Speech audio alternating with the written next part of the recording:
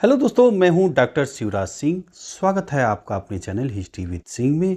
दोस्तों, आशा है आप लोग अच्छे से होंगे और बढ़िया अपना अपना पढ़ाई कर रहे होंगे। तो भाई, हम लोग आधुनिक भारतीय इतिहास को पढ़ रहे हैं। और तो भाई, पिछले वीडियो में आपने देखा कि जो समाचार पत्रों का इतिहास क्या था, कैसे समाचार पत्र कब हुआ, किसने स्टार्ट किया, ये पिछले वीडियो में आपने देखा है ना। और बाकी प्राचीन इतिहास का भी कंप्लीट है, प्लेलिस्ट मैंने बनाया है। यदि आपको प्राचीन इतिहास पढ़ना है तो आप प्लेलिस्ट में जाकर प्राचीन इतिहास, मध्यकालीन इतिहास, ये कंप्लीट है। अगर आप देखना चाहें तो प्लेलिस्ट में जाकर देख सकते हैं। और अब अभी आप पढ़ रहे हैं आधुनिक भारत का इतिहास, है ना। इसमें भी कई चैप्टर कंप्लीट हो चुके हैं, जैसा कि आप अगर पीछे से आप अगर लगातार पढ़ते आ रहे हैं तो जानते होंगे। यदि आप मान लीजिए आधुनिक इतिहास अभी आपने नहीं पढ़ा है तो प्लेलिस्ट में जा कर के आधुनिक इतिहास की प्लेलिस्ट से आप पढ़ना चालू कर सकते हैं। ठीक है। तो आज भाई जो अपना टॉपिक है वो है, देखिए, सांस्कृतिक जागरण, धार्मिक और सामाजिक सुधार, है ना। तो जो सामाजिक सुधार हुए हैं, जो धार्मिक सुधार हुए हैं, सांस्कृतिक जागरण आई है ना। 19वीं शताब्दी की जो धार्मिक और सामाजिक सुधार हैं उसे आप जो है इस वीडियो में समझेंगे। ठीक है। तो देखिए, पुनर्जागरण के बिना कोई भी धर्म सुधार संभव नहीं। कौन कहता है? हीगल कहते हैं, है ना। तो देखिए, पुनर्जागरण के बिना कोई भी धर्म सुधार संभव नहीं। पुनर्जागरण, जागरण यानी फिर से जागना, है ना। तो भाई, ये जो है, आप जैसे पुनर्जागरण का प्रारंभ आप जानते हैं इटली के फ्लोरेंस शहर से स्टार्ट हुआ है ना। अगर आप लोग कहेंगे तो इस पे अलग से मैं वीडियो बना दूंगा। ठीक है। तो आप जैसे कि अभी आपने पढ़ा कि प्राचीन इतिहास में देखा कि बहुत सारे जो आक्रमणकर्ता थे, है ना, भारत पर आक्रमण किए, लूट घसोट किए और यहाँ पे बस गए, है ना। ऐसे मध्यकाल में आपने देखा मुगल एम्पायर को, आप देख लीजिए कि यहाँ पे आक्रमण किए और यहीं पे बस गए, है ना।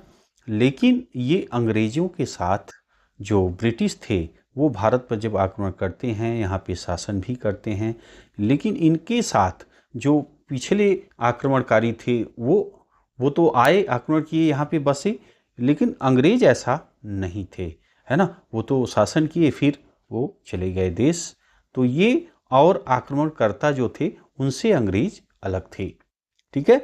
तो आइए शुरू करते हैं। देखिए, आप समझिए, 19वीं सदी में अंग्रेजी हुकूमत का जो प्रभाव भारतीय समाज पर पड़ा वह उनके पूर्व के प्रभाव से भिन्न था। ये मैंने आपको बता दिया।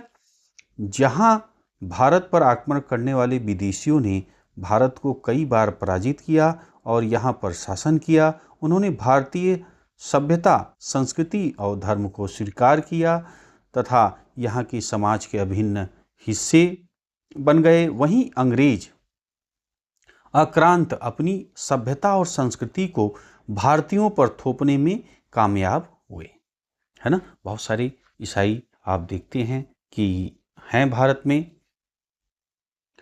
और 18वीं शताब्दी के यूरोप में जागरण के युग की शुरुआत हुई, है ना। तर्कवाद तथा अंतवेषण की भावना से उस समय के यूरोपीय समाज को प्रगति का पथ दिखाया, जिस पर चलकर यूरोप सभ्यता का अग्रणी महाद्वीप बन गया। दूसरी ओर भारत अपने अंधविश्वास तथा कुरीतियों के कारण निश्चल, निष्प्राण तथा गिरते हुए समाज का चित्र प्रस्तुत कर रहा था। तो जैसा कि आप देखें कि जब यूरोप में आप देखते हैं कि जो वैज्ञानिक खोजें हैं, प्रगति की तरफ बढ़ रहा है, वहीं भारत आप देखिए तो अपने जो कुरीतियां से जकड़ा हुआ था, है ना। और देखिए, अब उसी समय बंगाल में अंग्रेजी शिक्षा प्राप्त कुछ ऐसे बंगाली युवकों का आगमन होता है जिन्होंने हिंदू धर्म और संस्कृति में विद्यमान बुराइयों और अंधविश्वास के प्रति घृणा का प्रदर्शन करते हैं, है ना। और देखिए, बंगाली बुद्धिजीवियों में राजा राममोहन राय और उनके अनुयायियों अनुयायी ऐसे पहले बुद्धिवादी थे जिन्होंने पाश्चात्य संस्कृति का अध्ययन करते हुए उनके बुद्धिवादी एवं प्रजातांत्रिक सिद्धांतों, धारणाओं, भावनाओं को आत्मसात किया, है ना। राजा राम मोहन राय, अभी हम चर्चा करेंगे आपसे। आधुनिक भारतीय राष्ट्रवाद के इतिहास में इस बुद्धिजीवी वर्ग की निर्णायक भूमिका रही। इसने भारतीय समाज को पर्याप्त सीमा तक आधुनिक राष्ट्र के रूप में विकसित किया। ये कौन थे बुद्धिजीवी, है ना, और इनका नाम क्या था, इन्होंने क्या क्या कार्य किए हैं, कौन कौन सी अभी जो संस्थाएं आई हैं, समाज सुधार के लिए आई हैं, धार्मिक धर्म का सुधार के लिए आई हैं, सब पे आप बिल्कुल निश्चिंत रहिए, सब की मैं चर्चा करूंगा एक एक करके, है ना। बस आप ध्यान से सुनिएगा। अभी कुछ लगता है आपको, ऐसा ना लगे कि नहीं ये इसका क्या मतलब है, ये कौन है, क्या है, बिल्कुल आप बस सुनते रहिए और लास्ट तक जब आप सुनेंगे तो पूरी चीज़ें आपकी जो ये टॉपिक है, पूरा टॉपिक क्लियर हो जाएगा, है ना। बस आप सुनते रहिए ध्यान से। अब देखिए, विकसित किया। प्रगतिशील बुद्धिजीवियों को ही भारत में राष्ट्रीय चेतना के पथ प्रदर्शक और आधुनिक भारत का निर्माता माना जाता है। ठीक है। 19वीं सदी में भारत में सामाजिक तथा सांस्कृतिक जागरण के लिए अनेक कारण उत्तरदायी थे, जिसमें प्रथम कारण भारत में अंग्रेजी शासन की स्थापना थी। अंग्रेजी शासन की स्थापना ने भारत के राजनीतिक, आर्थिक, सामाजिक और सांस्कृतिक जीवन को गहराई से प्रभावित किया। परिणाम स्वरूप बौद्धिक विकास के लिए अनुकूल परिस्थितियां बनी। सामाजिक और सांस्कृतिक सुधार हेतु जिम्मेदार दूसरा कारण था प्राच्यवादियों द्वारा भारत के अतीत को वैभवशाली बताना।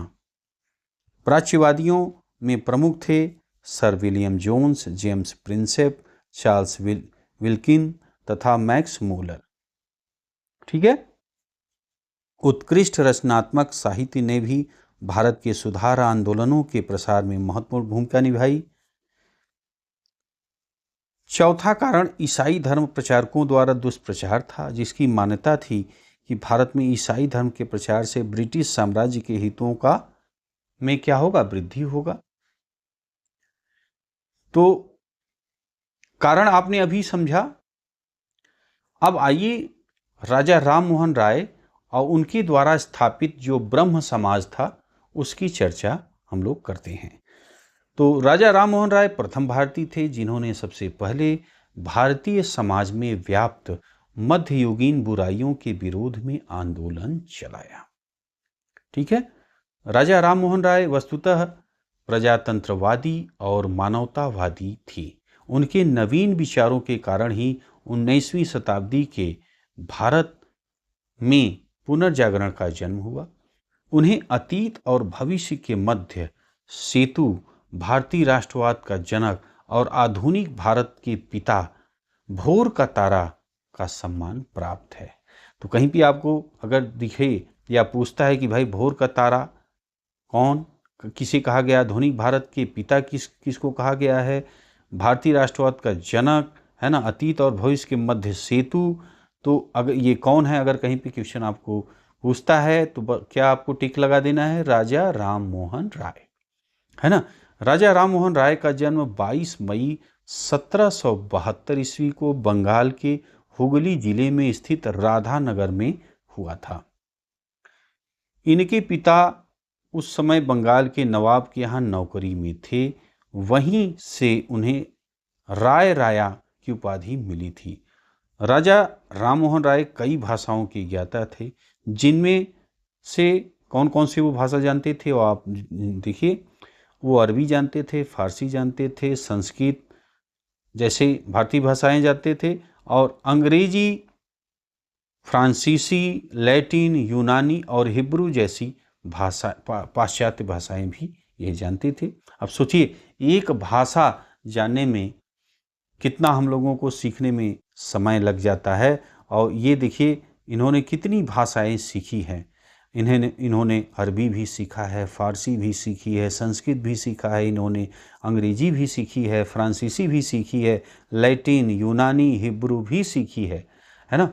तो अब आप लोग सोचिए कि एक एक विषय आपको तैयार करना रहता है, एक या दो, तो आप कहते हो कि आप बहुत कठिन है, बहुत कठिन है। ये देखिए भाषाएं कितने इन्होंने सीख रखी है ना।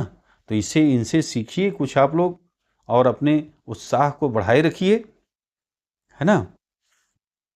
और देखिए पटना तथा वाराणसी में शिक्षा प्राप्त करने के बाद राजा राम मोहन राय ने 1803 से 1814 ईस्वी तक कंपनी में नौकरी की।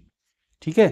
राजा राम मोहन राय अपने धार्मिक, दार्शनिक और सामाजिक दृष्टिकोण में इस्लाम के एकेश्वरवाद, सूफी मत के रहस्यवाद, ईसाई धर्म के आचार शास्त्रीय नीतिपरक शिक्षा और पश्चिम के आधुनिक देशों के उदारवादी बुद्धिवादी सिद्धांतों से काफी प्रभावित थी।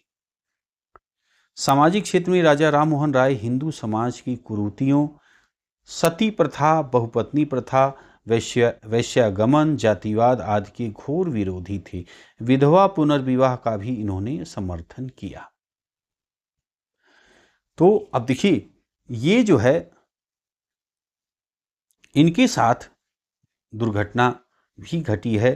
देखिए सती प्रथा है ना, ये सती प्रथा पे बहुत जोर दिए थे कि इसको जो है खत्म किया जाए, इस कुरीति को खत्म किया जाए। किसको? सती प्रथा को, सती प्रथा को।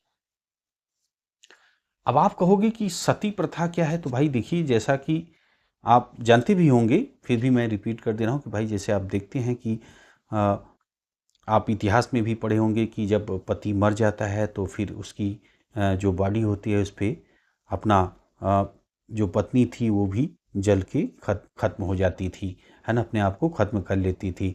तो वही उन्हें सती कहा जाता था और सती प्रथा वही है ना। लेकिन सती जो प्रथा थी ये बहुत ही क्रूर थी, बहुत ही अब आप ऐसे आप समझिए कि एक जो अंग्रेज था, अभी क्लियर नहीं हो रहा है कि कौन था, उसका क्या नाम था, तो उसने अपने जीवनी में लिखा था, है ना, सती प्रथा के बारे में। और उसने लाइव देखा था कि कैसे एक लड़की को जो है जिंदा ही वो जो है जला देते हैं। क्या घटना है वो सोचिए कि वो अपने आंखों से देखा है। वो स्टोरी मैं आपको बता रहा हूँ, आप देखिए सुनिए। तो वो देखता है कि एक आगे लाश जा रही है, एक बूढ़े की, बूढ़ा करीब 85-90 से कम तो नहीं रहा होगा, 90 साल का बूढ़ा है। वो उसकी लाश आगे जा रही है और पीछे एक 10 या 12 साल की लड़की होगी, वो पीछे चल रही है। और पीछे वो चल रही है और उसको कुछ नशा जैसा उसको पिलाए हुए थे, उसके साथ के जो लोग थे नशा पिलाए हुए थे। कोई औरत उसको पकड़ी थी और नशे मतलब उसको होश नहीं था उस लड़की को। अब वो ले जाते हैं उसको, उस बुढ़े को जो है लाश जो है पूरी जो लकड़ी पे रख दी जाती है और उस लड़की को भी उस पर बैठा दिया जाता है। अब वो नशे में थी और फिर उस लाश पे बूढ़े को लिटा दिया और लड़की को भी उस पर बैठा दिया और आग लगा दी। अब आप सोचिए कि बिल्कुल लड़की चिल्ला रही है और उसको जो है अपने जो डंडे से या पूरे पुरजोर उसको मतलब बलपूर्वक उसको दबा दिया गया और वो लड़की जल गई उसी में। तो ये क्या था, आप सोचिए कि ये जो प्रथा थी ये किस तरह की प्रथा थी। और आप डिस्कवरी ऑफ इंडिया में जो जवाहरलाल नेहरू की बुक पे बनी है, अगर आप देखना चाहें तो डिस्कवरी ऑफ इंडिया पे पूरी हिस्ट्री की मैंने आपसे पहले भी चर्चा किया है। अगर आपको हिस्ट्री के आप प्रेमी हैं तो डिस्कवरी ऑफ इंडिया देखिए, जवाहरलाल नेहरू की जो बुक है उस पर वो बना हुआ है धारावाहिक।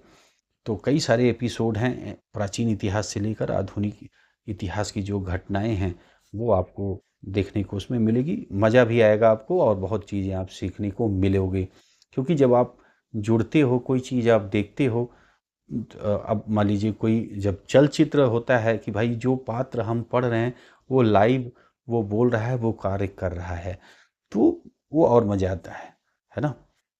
तो उसमें जो है दिखाया गया, अब जैसे देखिए ये हैं आपके राजा राम मोहन राय की हम लोग अभी चर्चा कर रहे हैं। तो राजा राम मोहन राय जो हैं उनके भाई थे।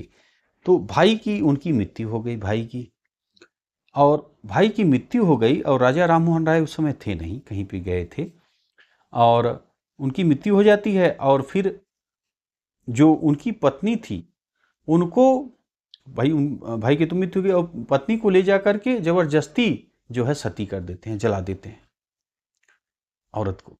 और ये देख करके उनको बहुत दुख होता है राजा राम मोहन राय को कि ऐसा जो है क्यों किए ये लोग, गुस्सा भी होते हैं। और उस समय की ये ज़्यादातर सिस्टम यही था। अच्छा, इतना ज़्यादा उस समय, जैसा कि कुछ इंटरनेट या कुछ जो स्रोत थे मैंने पढ़े, तो कारण जानना चाहा कि भाई ऐसा क्यों होता था। तो देखिए उस समय जैसे औरतों को इतना प्रताड़ित कर दिया जाता था कि वो, उनको मतलब जीना मुश्किल हो जाता था उनका, कि तुम उनके प्रति इतना ज़्यादा उनको सता दिया जाता था, मानसिक शारीरिक, है ना। तो उनको लगता था कि हम सती हो जाएं तो ज़्यादा अच्छा रहेगा। छुआछूत अलग कर देना उन्हें, समाज के जो शादी विवाह ऐसा प्रोग्राम हो उनको, उनसे भी उनको अलग कर देना, इस तरह की बहुत सारी कुरीतियाँ से मतलब उनको परेशान हो जाती थी औरतें। तो उनको लगता था यार सती हो जाएं तो हम मुक्त हो जाएंगे। तो ये चीज़ था। तो उनकी जो पत्नी थी भाई की, अब वो, उनको भी सती कर दिया गया, ज़बरदस्ती जला दिया गया। तो फिर इस ये जो घटना थी इससे भी राजा राम मोहन राय ने भाई एक ठान लिया था कि हमें सती प्रथा को खत्म करना है।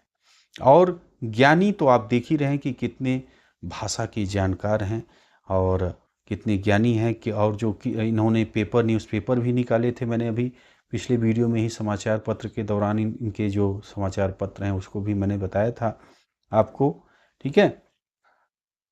तो ये है। तो जो राजा राम मोहन राय हैं वो हिंदू समाज की जो कुरीतियाँ हैं, जैसे आपने अभी सती प्रथा को समझा, तो सती प्रथा, अब देखिए सती प्रथा, हाँ, हिंदू समाज की कुरीतियों, सती प्रथा, बहुपत्नी प्रथा।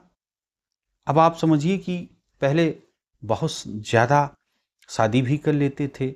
अब पति बूढ़ा भी हो गया है तब भी शादी कर रहा है और मर गया, उसके पीछे कितनी औरतें कम उम्र की रह जाती थी, है ना। तो इसका भी बहुपत्नी, जो एक से ज़्यादा पत्नी जो न हो, इसका भी मतलब बहुपत्नी प्रथा का भी विरोध कर रहे थे कि भाई ज़्यादा पत्नियों का विवाह न हो एक आदमी से। वेश्यागमन का इन्होंने विरोध किया, जातिवाद आदि की घोर विरोधी थे ये। विधवा पुनर्विवाह का भी इन्होंने समर्थन किया, जो विधवा हो गई थी वो इन्होंने समर्थन दिया कि भाई उनका शादी होना चाहिए। तो अब आप बताइए कि ये कितना अच्छा काम ये इन्होंने सोचा और ये इसके लिए प्रयास कर रहे थे। लेकिन उस समय के जो लोग थे वो इनके विरोधी हो गए थे। जो कुछ एक वर्ग था वो इनका विरोधी हो गया था कि ये, और ये ब्राह्मण हैं। अब सोचिए, ये जो राजा राम मोहन राय हैं ये ब्राह्मण हैं और इनके एक वर्ग जो है बहुत विरोधी हो गया था। इनको समाज में से कितना लोग मतलब चलते फिरते इनकी लोग बुराइयां करते थे, इनकी अपमान करते थे इनका, कि ये सही नहीं है, धर्म को भ्रष्ट कर रहा है, ऐसा वैसा। लेकिन ये जो है समाज सेवा में, जो अभी मैंने आपको बताया जो कुरीतियाँ थी उनके खिलाफ ये जीवन पर्यंत संघर्ष करते रहे राजा राम मोहन राय, है ना। और देखिए धार्मिक क्षेत्र में इन्होंने मूर्ति पूजा की आलोचना करते हुए अपने पक्ष को वेदोक्तियों के माध्यम से सिद्ध करने का प्रयास किया। इनका मुख्य उद्देश्य भारतीयों को वेदांत के सत्य का दर्शन कराना था। 1809 ईस्वी में राजा राम मोहन राय की फारसी भाषा की पुस्तक फात उल मुआहिदीन, यानी इसका अर्थ क्या है, एकेश्वरवादियों के उपहार का प्रकाशन हुआ। 1815 ईस्वी में हिंदू धर्म के एकेश्वरवादी मत के प्रचार हेतु राजा राम मोहन राय ने आत्मीय सभा का गठन किया, जिसे द्वारकानाथ ठाकुर भी शामिल थे। तो राजा राम मोहन राय का अभी मैं बता रहा था दोस्तों आपको कि एक वर्ग जो है घोर विरोध इनका कर रहा था कि ये नास्तिक हैं, ये सही व्यक्ति नहीं हैं, है ना। तो लेकिन सब इतना विरोध होते हुए भी इन्होंने पूरा प्रयास किया, अपना पूरी ताकत लगाई जो हिंदू समाज की कुरीतियां थी उनको दूर करने के लिए। और देखिए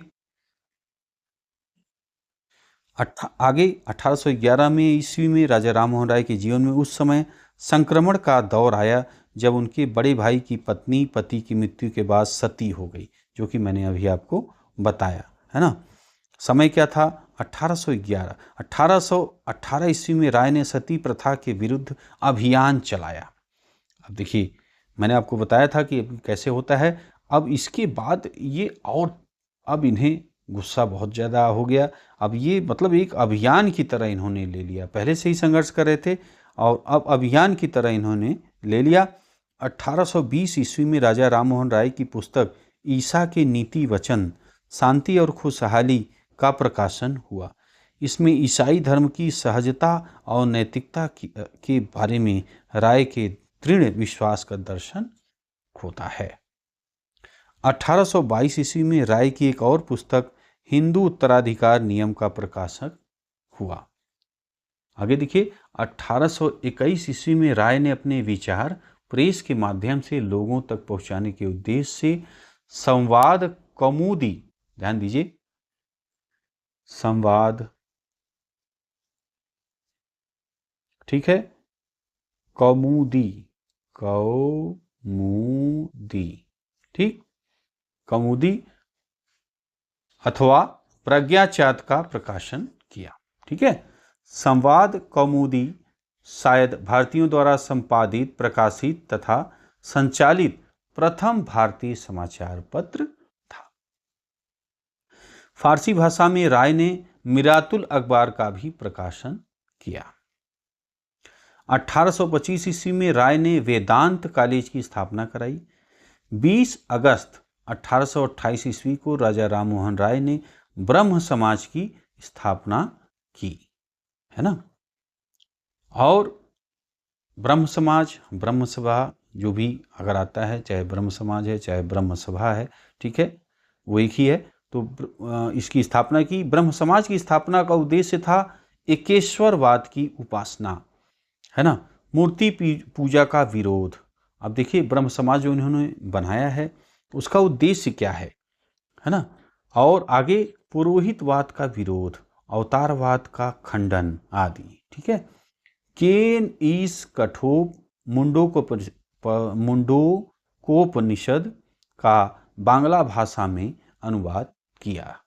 ठीक है, तो इन्होंने, ये आप देख रहे हैं कि कई उपनिषदों का बांग्ला भाषा में अनुवाद किया, जिससे कि आसानी से जो सामान्य जनता है वो इसको पढ़ पाए।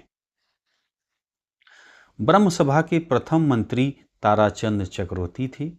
1829 ईस्वी में भारत के गवर्नर जनरल बेंटिक द्वारा सती प्रथा को प्रतिबंधित करने के लिए लाए गए कानून को लागू करवाने में राजा राम मोहन राय ने सरकार की मदद की थी। तो ये आपने देखा कि जो काफ़ी प्रयास राजा राम मोहन राय ने जो सती प्रथा को लेकर और जो कुरीतियों को लेकर इन्होंने प्रयास किया कि खत्म हो, तो देखिए सफलता उनको मिलती है जाकर कि 1829 में। अब देखिए 1818 में से ये बिल्कुल लग गए थे। 1811 में इनकी भाई की जो पत्नी थी सती की गई थी। 1818 से बिल्कुल पूरी ताकत, तभी से 1811 से ही लग गए थे और पूरी ताकत से लगे रहे और जा करके देखिए सफलता इनको मिली है 1829 ईस्वी में, है ना। 1829 ईस्वी में इनको सफलता मिली।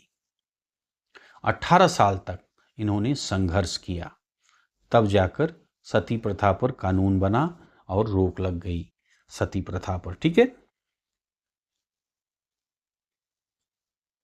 अब आगे देखिए,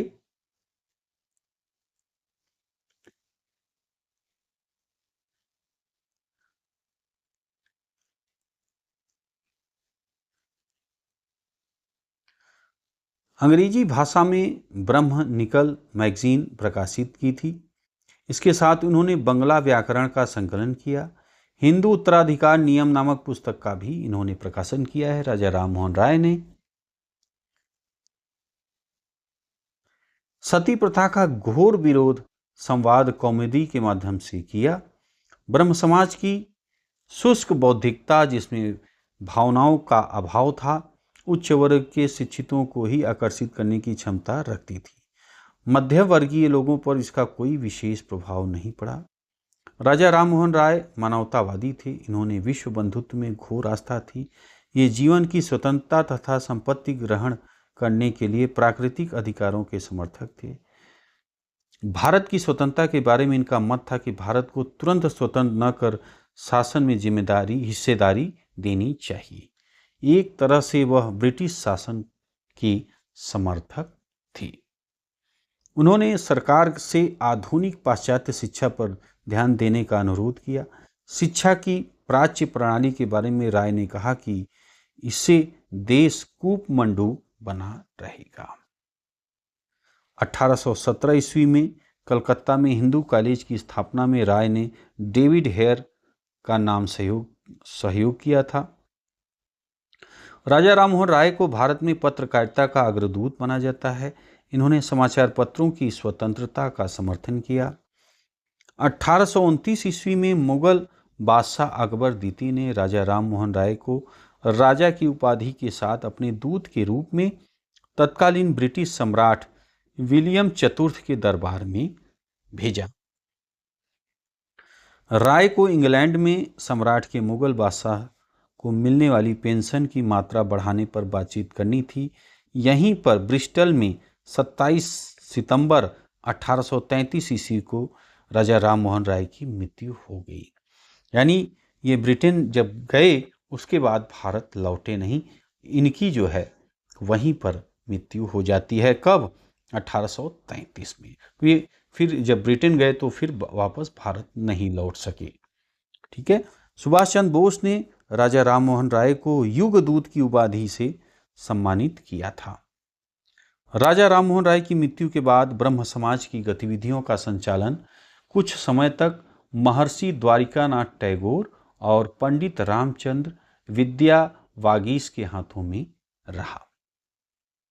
महर्षि द्वारिकानाथ के बाद उनके पुत्र देवेंद्र टैगोर 1817 से 1905 ईस्वी का जो समय के बीच जो है नेतृत्व में ब्रह्म समाज की गतिविधियां जारी रही। इनके नेतृत्व में गतिविधियां जारी रही।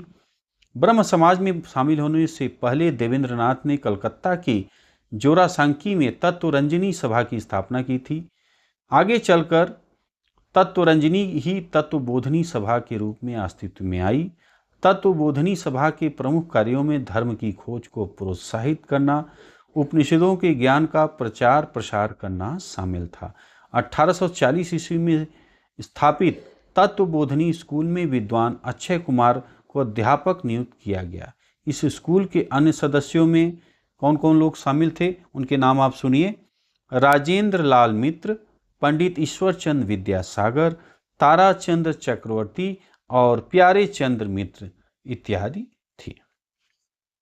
देवेंद्रनाथ ने 21 दिसंबर 1843 ईस्वी को ब्रह्म समाज की सदस्यता ग्रहण की और राजा राम मोहन राय के विचारों और धार्मिक लक्ष्य का पूरे उत्साह से प्रचार प्रसार किया। ईसाई धर्म प्रचारक अलेक्जेंडर डफ द्वारा भारतीय संस्कृति पर किए जा रहे प्रहार का भी टैगोर ने प्रबल विरोध किया। टैगोर ने ब्रह्म धर्म नामक धार्मिक पुस्तिका का संकलन तथा पूजा के ब्रह्म स्वरूप ब्रह्म बाह्य पोषणा की शुरुआत करवाई। देवेंद्र टैगोर ने 1857 ईस्वी में केशव चंद्र सेन को ब्रह्म समाज की सदस्यता प्रदान करते हुए ब्रह्म समाज का आचार्य नियुक्त किया। आचार्य केशव ब्रह्म समाज के पूर्णकालिक सदस्य बने। इनके उदारवादी विचारों ने ब्रह्म समाज की लोकप्रियता और बढ़ा दिया। देखते देखते समाज की शाखाओं का विस्तार बंगाल से बाहर उत्तर प्रदेश, पंजाब और मद्रास में हुआ। आगे चलकर आचार्य केशव के उदारवादी विचारों के कारण ही समाज में फूट पड़ गई। 1865 ईस्वी में देवेंद्र नाथ टैगोर ने केशव को ब्रह्म समाज के आचार्य पद से मुक्त कर दिया।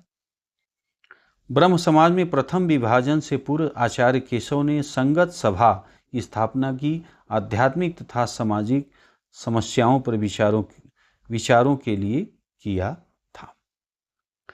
1861 ईस्वी में केशव ने इंडियन मिरर नामक अंग्रेजी के प्रथम भारतीय दैनिक का संपादन किया। आचार्य केशव के प्रयत्नों से ब्रह्म समाज को अखिल भारतीय आंदोलन का स्वरूप प्राप्त हुआ। आचार्य केशव के प्रयासों से ही मद्रास में वेद समाज और महाराष्ट्र में प्रार्थना समाज की स्थापना हुई।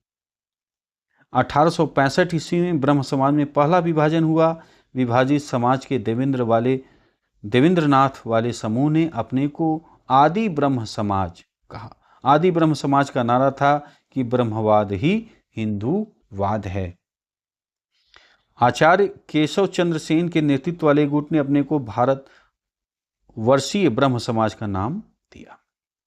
1872 ईस्वी में आचार्य केशव ने सरकार को ब्रह्म विवाह अधिनियम को कानूनी दर्जा दिलाने हेतु तैयार कर लिया। आचार्य सेन ने पश्चिमी शिक्षा के प्रसार, स्त्रियों का उद्धार, स्त्री शिक्षा आदि सामाजिक कार्यों के लिए इंडियन रिफॉर्म एसोसिएशन की स्थापना की। ठीक, और देखिए ब्रह्म समाज में दूसरा विभाजन 1973 ईस्वी में कब हो रहा है? देखिए, माफ कीजिएगा, 1873 में। ठीक है, आचार्य केशव चंद्र सेन के कारण हुआ। और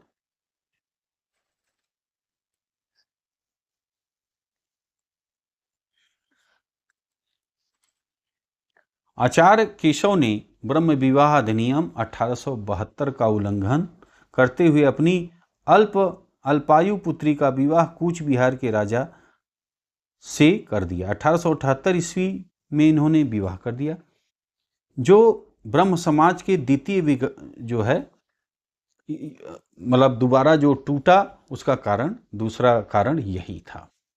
और देखिए 1878 ईस्वी में ब्रह्म समाज में अलग हुए गुट ने साधारण ब्रह्म समाज की स्थापना की, जिसका उद्देश्य जाति प्रथा, मूर्ति पूजा का विरोध, नारी मुक्ति का समर्थन इत्यादि था।